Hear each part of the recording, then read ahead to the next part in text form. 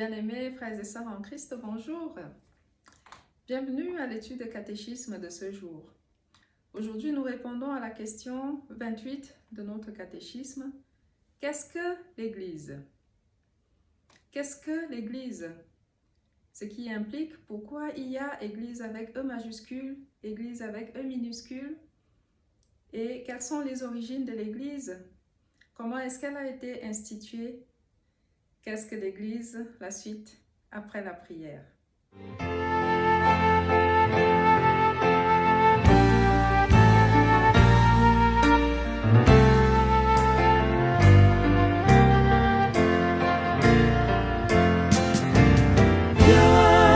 Esprit du Dieu vivant, sois le maître en moi. Viens, Esprit du Dieu vivant, sois le maître en moi. Sonde-moi,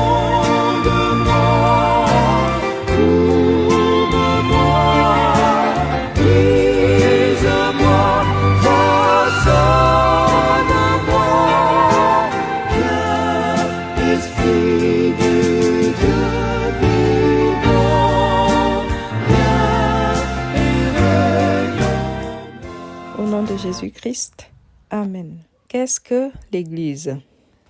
Selon notre catéchisme, l'Église est l'ensemble de tous ceux qui, avec leurs enfants, confessent Jésus-Christ comme Seigneur et Sauveur. En d'autres termes, l'ensemble de tous les croyants en Jésus-Christ, l'assemblée des croyants. Tous ceux qui confessent le Seigneur Jésus-Christ comme leur Seigneur et Sauveur. Mais le mot Église, au fil des années et des siècles, a aussi été adopté pour représenter un édifice, un temple, qu'on appelle communément une église. Où est la place de cette église comprise comme un temple, alors que nous venons de lire dans notre catéchisme que l'église est l'ensemble de toutes ces personnes qui croient en Jésus-Christ. Il convient pour nous de définir déjà l'Église dans son étymologie pour comprendre à quoi elle renvoie. Le mot Église vient du latin ecclesia, qui lui-même a été adopté du grec ecclesia, venant du verbe ekkaleo, qui signifie convoquer, appeler au dehors. Ecclesia, c'est donc ceux qui sont appelés au dehors, convoqués, donc une assemblée de personnes appelées, convoquées hors d'un endroit pour être assemblées à part, quelque part. Donc on va dire pour le cas des chrétiens, des personnes convoquées, rassemblées hors du monde pour constituer une assemblée qui a en commun, on va dire, l'acceptation de cet appel, une assemblée qui partage une conviction ou quelque chose de fort. Et donc pour les chrétiens, l'assemblée de tous ceux qui croient en Jésus-Christ. À une certaine époque, le mot « ecclésia » pouvait et était même d'ailleurs utilisé pour des assemblées quelconques. Mais avec le temps et avec la forte évangélisation qui a suivi la résurrection du Seigneur Jésus-Christ, le mot a pris la connotation d'assemblée religieuse. Dans la version grecque, par exemple, de la Bible hébraïque, la Septante, le mot « ecclésia » correspond souvent au mot hébreu « kahal » qui signifie assemblée réunie pour le culte, par exemple, pour la religion. Et il commence à évoquer un lieu de culte, la synagogue, le temple.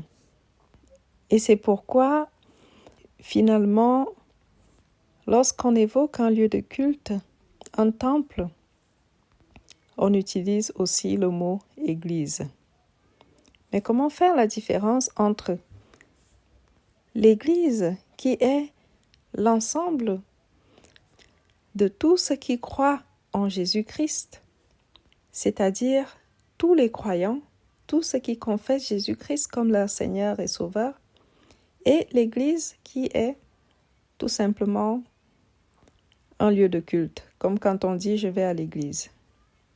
La différence a été établie sur l'Écriture.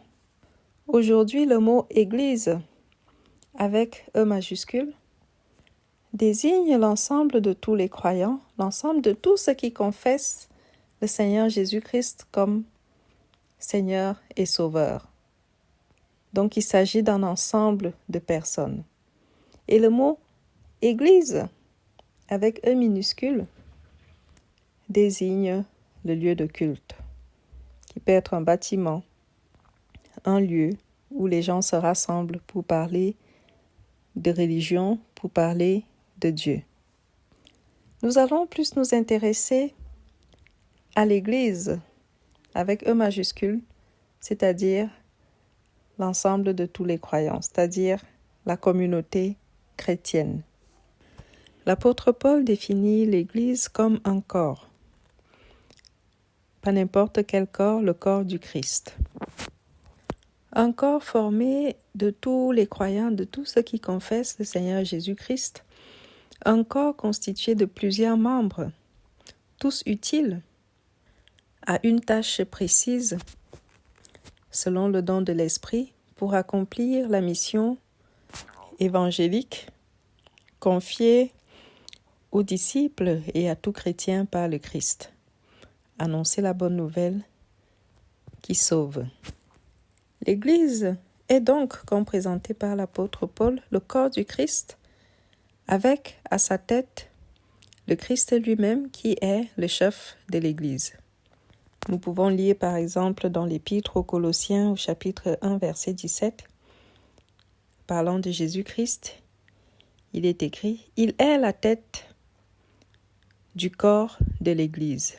Il est le commencement, le premier-né d'entre les morts, afin d'être en tout le premier. » Et concernant les membres qui constituent ce corps du Christ, c'est-à-dire l'Église, on peut lire dans Romains 12, des versets 4 à 8, il est écrit « Car comme nous avons plusieurs membres dans un seul corps, et que tous les membres n'ont pas la même fonction, ainsi, nous qui sommes plusieurs, nous formons un seul corps en Christ, et nous sommes tous membres les uns des autres, puisque nous avons des dons différents, selon la grâce qui nous a été accordée, que celui qui a le don de prophétie l'exerce selon l'analogie de la foi, que celui qui est appelé au ministère s'attache à son ministère, que celui qui enseigne s'attache à son enseignement, et celui qui exhorte à l'exhortation, que celui qui donne le fasse avec libéralité, que celui qui préside le fasse avec zèle, que celui qui pratique la miséricorde le fasse avec joie. Fin de citation. On peut aussi lire dans 1 Corinthiens au chapitre 12, par exemple à partir du verset 12, il est écrit « Car comme le corps est un et a plusieurs membres, et comme tous les membres du corps, malgré leur nombre, ne forment qu'un seul corps, ainsi en est-il de Christ. Nous avons tous en effet été baptisés dans un seul esprit pour former un seul corps. » Fin de citation. L'Église est donc tout un corps de croyants, tout un ensemble de croyants. Et puisque la connotation du mot est liée au christianisme actuellement, l'Église est donc le corps que forment les chrétiens, l'ensemble des chrétiens, l'ensemble de ceux qui confessent le Seigneur Jésus-Christ comme leur sauveur. Et ça, c'est l'Église avec E majuscule. L'Église avec E majuscule peut également être écrite au pluriel parce que dans l'ensemble, il y a des sous-ensembles.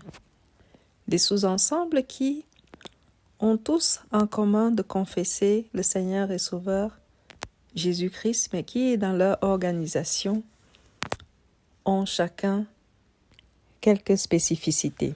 C'est pourquoi il y a des confessions.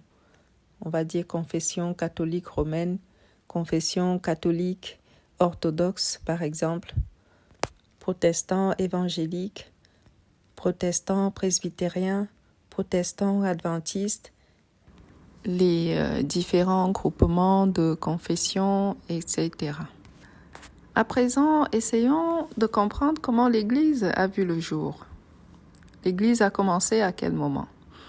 La Bible ne nous dit pas exactement le jour où l'Église a été instituée, mais nous pouvons le comprendre et faire des déductions à partir de certains textes que nous retrouvons dans la Bible. Avant sa mort et sa résurrection, le Seigneur Jésus-Christ évoque déjà l'Église dans les évangiles. Nous pouvons lire dans l'évangile selon saint Matthieu, au chapitre 16, verset 18, il dit à l'apôtre Pierre, je cite, « Et moi je te dis que tu es Pierre, et que sur cette pierre je bâtirai mon Église, et que les portes du séjour des morts ne prévaudront point contre elle. » Fin de citation.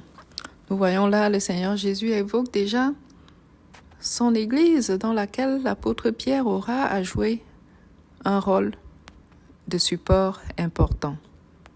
Nous pouvons également lire, toujours dans l'Évangile selon saint Matthieu au chapitre 18, alors que le Seigneur Jésus donne un enseignement sur le pardon, lorsqu'on a été offensé par un frère, il dit dès le verset 15 de Matthieu 18, « Si ton frère t'a offensé, reprends-le lorsque vous êtes à deux. » Et puis, plus loin, il dit, « S'il ne t'écoute pas, prends 2 ou 3 autres personnes ou des témoins pour lui parler. » Puis, à partir du verset 17 qui nous intéresse, il dit, je cite, « S'il refuse de les écouter, dis-le à l'Église.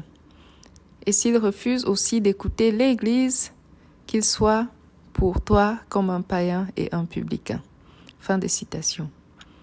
Nous voyons là que le Seigneur Jésus représente déjà l'Église comme une communauté, une institution, une communauté à part d'appelés qui doit être aussi organisée de manière à pouvoir régler les problèmes des membres de cette communauté, de cet ensemble de personnes.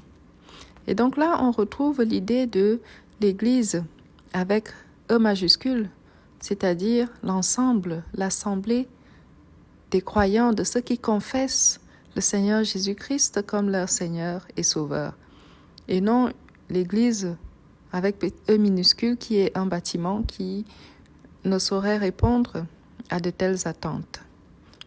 Donc, on peut dire que l'Église était déjà évoquée par le Seigneur Jésus-Christ, même avant sa mort et sa résurrection. Mais on peut affirmer, lorsqu'on regarde, on lit les Saintes Écritures, que c'est concrètement à la Pentecôte que le temps de l'Église a pris jour. On voit un déploiement percutant de l'Église le jour de la Pentecôte. Il est vrai, après la résurrection du Christ et après l'ascension, les disciples se regroupaient déjà, commençaient à fonctionner ensemble. D'ailleurs, le jour de la Pentecôte, lorsque l'effusion de l'Esprit Saint s'est produite, le texte nous dit dans les Actes des Apôtres que les disciples étaient ensemble en un même lieu pour prier. Donc, on va dire que ça se dessinait déjà, l'assemblée des croyants se formait déjà avec ceux que Jésus a laissés, leur famille et leurs affinités pour constituer la première communauté chrétienne. Mais pour parler concrètement du déploiement de l'Église, de sa phase active, on va dire que c'est à partir de la Pentecôte. Parce que le Seigneur Jésus-Christ l'a dit à ses disciples, « Je ne vous laisserai pas seuls, je vous enverrai une aide, je vous enverrai l'Esprit Saint qui vous aidera et qui vous guidera, qui vous accompagnera. Et donc, on peut voir dans les Actes des Apôtres que le jour où le Saint-Esprit de Dieu est descendu sur les disciples, l'Église a pris son envol. Elle est entrée dans sa phase active. Tout de suite, les disciples ont été animés. Ils ont commencé à parler en langue. L'apôtre Pierre a tellement prêché l'Évangile qu'il y a eu au moins 3000 convertis ce jour-là. Et voilà comment les premières communautés chrétiennes ont pu se former. Les communautés qui représentent l'Église primitive, qui par la suite a été développée par l'apôtre Paul avec tous ses voyages missionnaires. Et l'Église a pris son envol jusqu'à ce jour. Aujourd'hui, on peut parler de l'Église universelle, c'est-à-dire l'ensemble de tous ceux qui croient en Jésus-Christ, l'Assemblée des croyants, et puis les différents sous-groupes, les différentes confessions qui constituent des sous-groupes d'églises au sein de l'Église universelle. D'ailleurs, le mouvement œcuménique est en marche dans le monde. Et l'Église, comprise comme l'ensemble, l'Assemblée des croyants, a perduré jusqu'à ce jour, a traversé beaucoup de choses et a survécu jusqu'à ce jour. Alors, pour revenir à notre question, qu'est-ce que l'Église? La réponse de notre catéchisme nous dit « L'Église, c'est l'ensemble de tous ceux qui, avec leurs enfants, confessent Jésus-Christ comme Seigneur et Sauveur. » L'Église avec E majuscule. Voilà, bien-aimés, pour aujourd'hui. Nous resterons sur le thème de l'Église pour la question 29 de la semaine prochaine. D'ici là, que Dieu nous garde et que Dieu nous bénisse. Amen.